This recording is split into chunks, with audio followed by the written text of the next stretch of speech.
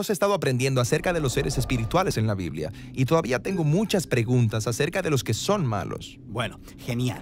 Hablemos acerca del Satán y los demonios en la historia de la Biblia. Comencemos por el principio. En Génesis 1, Dios crea una realidad hermosa y ordenada a partir de la oscuridad y el desorden para que la vida pueda florecer. Él designa a los seres humanos como sus representantes para gobernar sobre toda esa realidad y 7 veces Dios la califica como buena.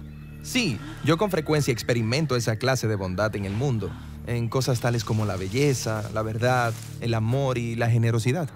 Pero en Génesis 3 se nos presenta una criatura que se encuentra en un estado de rebelión en contra de su creador. Todavía no se nos dice por qué o cómo, pero él está en la misión de arruinar el mundo bueno de Dios para las demás criaturas. Esto es un problema. Sí, esta criatura es la primera representación de la maldad en la Biblia. Él distorsiona lo que Dios ha estructurado para el bien, arruinando y arrastrando la creación de vuelta a la oscuridad y el desorden. Así que los humanos se unen al rebelde espiritual, lo cual los lleva de vuelta al caos y a la muerte. Y desde este punto en adelante, la rebelión humana está entretejida con una rebelión espiritual. Y la historia bíblica nos muestra cómo esto sucede una y otra vez. Está bien, pero espera. Todo esto surge de una serpiente que se arrastra. Bueno, en la historia hay pistas de que se trata de algo más que de una simple serpiente. Recuerda, el Edén es un lugar alto en donde la tierra y sus criaturas se entremezclan con el cielo y sus criaturas. Entonces, ¿podría la serpiente ser un ser espiritual? Bueno, Génesis 3 apunta en esa dirección, y más adelante, otros autores bíblicos completan esta imagen. Como cuando el profeta Isaías tiene una visión del trono celestial de Dios, él está rodeado y es adorado por los seres espirituales. Sí, esos son los querubines alrededor del trono de Dios. Pero cuando Isaías mira a esas criaturas, él las describe como serafines, lo que en hebreo significa serpiente. Entonces la serpiente es como un ex miembro del equipo del trono de Dios. Entonces, ¿por qué le está hablando a los humanos? Bueno, el profeta Ezequiel entendió esta figura como un rebelde espiritual quien no quería vivir bajo la sabiduría y la autoridad de Dios. Él quería ser Dios. Entiendo. Esa es la misma tentación que la serpiente pone delante de Adán y Eva. Exactamente. Él dice que ellos podrían gobernar el mundo como si fueran Dios, pero con su propia sabiduría. Así que todos son expulsados del jardín. Sí, Dios dice que este rebelde ahora se arrastrará sobre su vientre. ¿Y a dónde va después de esto?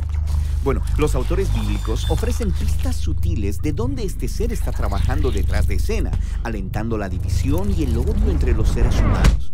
También utilizan una variedad de imágenes para describir a este ser. Es una serpiente o un dragón marino o una oscura criatura del desierto o el rey de la muerte en la tumba. También se le dan muchos títulos como tentador o el maligno o el diablo, que en griego se traduce como el calumniador. Pero su nombre es Satán, ¿cierto? De hecho, no. Satán no es un nombre. Es otro de esos títulos, por lo que en hebreo tiene la palabra el delante. El Satán significa el adversario, porque él no está a favor de nada. Más bien está en contra de todo, obrando a través de mentiras para arrastrarnos de vuelta a la oscuridad y el desorden. Eso es intenso. Ahora, ¿qué hay de esos otros rebeldes espirituales en la Biblia llamados demonios? ¿Qué hay con ellos? Bueno, recuerda el concepto del equipo celestial de Dios, el concilio divino o los hijos de Dios. En las escrituras hebreas se nos dice que algunos de ellos se rebelaron también. ¿Y cuándo sucedió eso? En varias ocasiones, de hecho. Después de la serpiente, viene la rebelión de los hijos de Dios en Génesis 6. Se nos dice que tienen relaciones sexuales con mujeres que después dan a luz violentos gigantes guerreros. Es verdad, los Nefilim. Son probablemente uno de los personajes más extraños en toda la Biblia. Bueno, extraños desde tu punto de vista, pero los lectores antiguos sabían exactamente lo que estaba pasando. Los reinos antiguos alrededor de Israel decían haber sido fundados y protegidos por reyes guerreros gigantes que eran mitad humanos y mitad Dios y estaban llenos de sabiduría divina. Ya veo. Entonces los autores bíblicos están diciendo, ¡hey! Esos reyes guerreros, ellos no deberían ser honrados. Sí, En esta historia son representados como humanos rebeldes que están cautivos por un mal espiritual, esparciendo su violencia en el mundo bueno de Dios. Sí, uno de esos reyes en Génesis 10 va a construir la ciudad de Babilonia. Sí, Nimrod, cuyo nombre suena como la palabra hebrea para rebelde. Y su reino lleva a la siguiente rebelión en la que los humanos se exaltan a ellos mismos en Babilonia. Pero Dios esparce esa rebelión.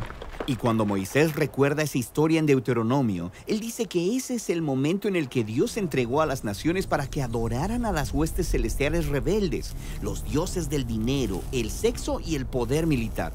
Moisés es el primero en llamarlos demonios, esto es, seres espirituales inferiores. Los demonios son fuerzas espirituales que obran detrás de las estructuras de poder humano corruptas. Sí, pero en la Biblia también trabajan a nivel personal, animando y explotando la avaricia y el egoísmo de la humanidad, así como la debilidad de nuestros cuerpos mortales. En la Biblia, el mal espiritual está obrando en cualquier cosa que arrastre a la creación de Dios de vuelta al caos, a la oscuridad y a la muerte. Entonces, aquí es donde Jesús entra en escena. Él dijo que su principal enemigo no es humano. Cierto, Jesús y sus primeros seguidores veían todo el dolor y el sufrimiento en el mundo bueno de Dios como una señal de su cautividad a la muerte y a la maldad espiritual. Pero ellos no pensaban que ese era el final de la historia. Así es, Jesús sabía que la única manera de salir de esa ruina cósmica era Él mismo derrotar a la muerte y a la maldad, incluso si esto costara todo.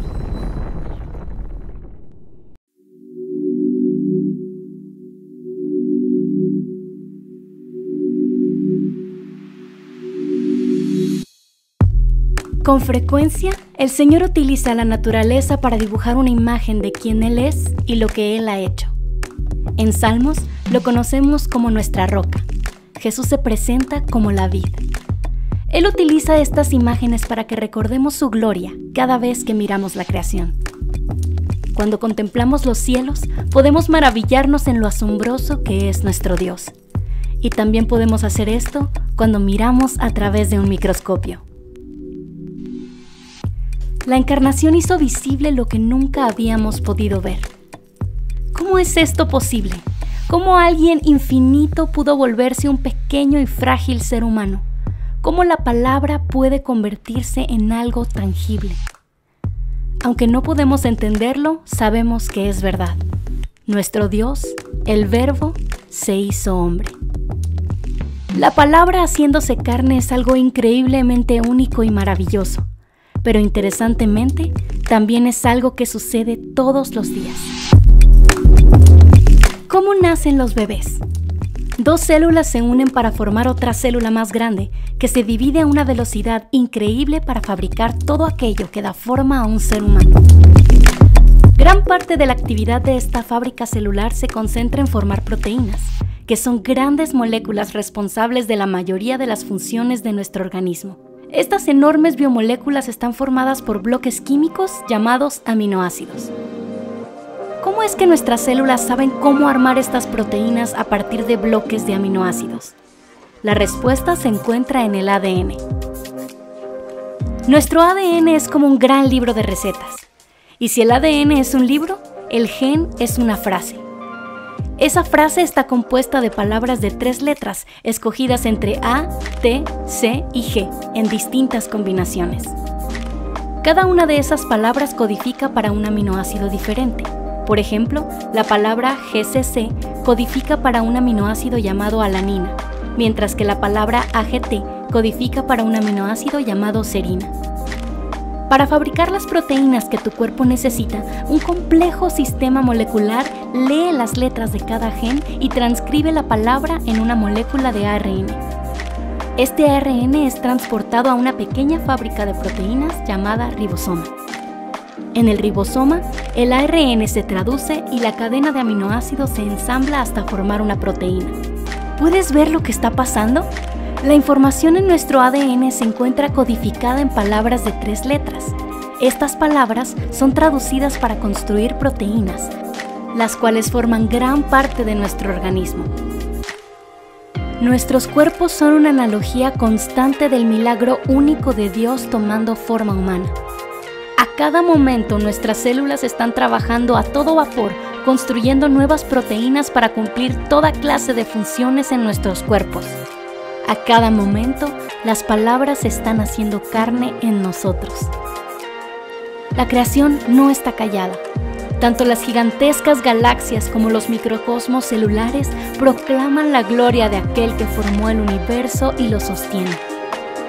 Que Dios nos conceda ojos para ver, oídos para oír y bocas para unirnos a esta alabanza.